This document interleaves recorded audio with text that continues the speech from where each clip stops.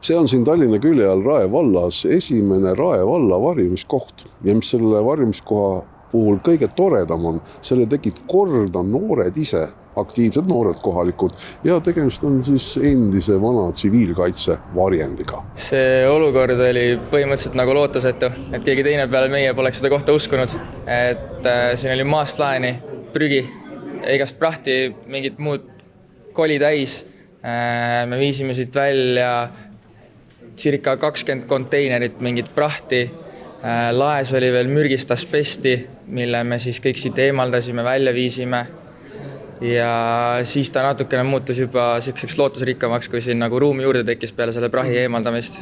Tööd tuli teha kõvasti ja küla peal läks jutt lahti. Punti tulid teisedki ja nii see seltskond kasvas. Kuna elanikkonna kaitse on hetkel enam kui aktuaalne teema, siis Päästeamet alustatud tööprofiili natukene muutis. Me ise mõtlesime, et kuna me oleme siin mõned DJ-d, mõned teeme muusikat, siis lihtsalt meile tundus see koht, kus me saaks nagu vabal ajal lihtsalt mingit muusikat teha. Aga meil tegelikult ei olnud absoluutselt mingit otsest plaani ja me lihtsalt tulimegi siia koristama ja muusikat kuulama, et meil ei olnud mitte ühtegi plaani. Aga siis tuli Päästeamet, pakkus välja idee, me olime sellega nagu täiesti nõus, sest me ei kujutanud ette, et sellel oleks tegelikult üldse mingit funktsionaalsust ega midagi. Et lihtsalt see asi läks paremuse poole kogu aeg. Mida siin veel on vaja teha? No tegelikult on palju teha.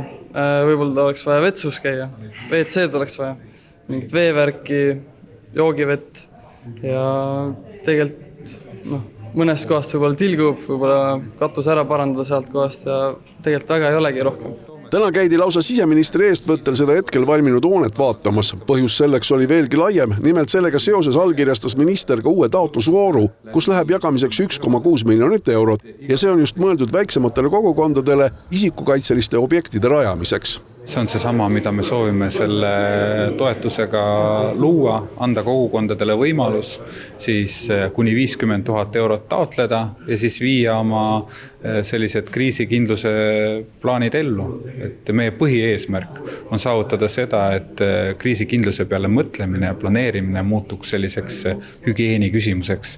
Et see ei ole asi, mida sa eraldi nagu mõtled, vaid nii nagu igapäevane hambapesu või iga-aastane koristustalgute korraldamine on ka kriisikindlus üks osa meie igapäeva elust. Summa ei ole suur, aga lootust on, et inimesed tulevad sellega kaasa. Eriti loodetakse, et sellega ühineksid piiriäärsete omavalitsuste kogukonnad.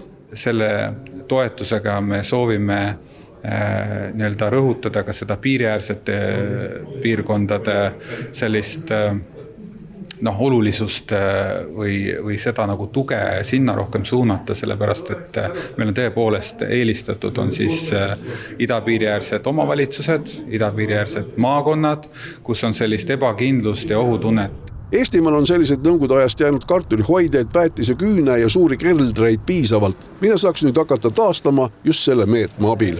Absoluutselt, kui me näeme siin, millest kõik on alguse saanud ja kui tegelikult väga suurt investeeringut pole ju sinna pandud. Siin on olnud tahe, siin on olnud noorte initsiatiiv, siin on kõik see olnud eelduseks, et sellest tekitada see koht. Ja ma usun, et üle Eesti selliseid võimalusi, kui teha silmad lahti, uurida, vaadata, kas selliseid avaliku varjumiskohtasid on võimalik kohandada, siis vastus on kindlasti jaa. Kogukondadele mõeldud toetusmeede avatakse märtsikuu lõpus 30. kuupäeval. Samas on juba avatud suurematele korteriühistutele mõeldud analoogne rahastusvõimalus. Seega lihtsalt tuleb kuskilt alustada.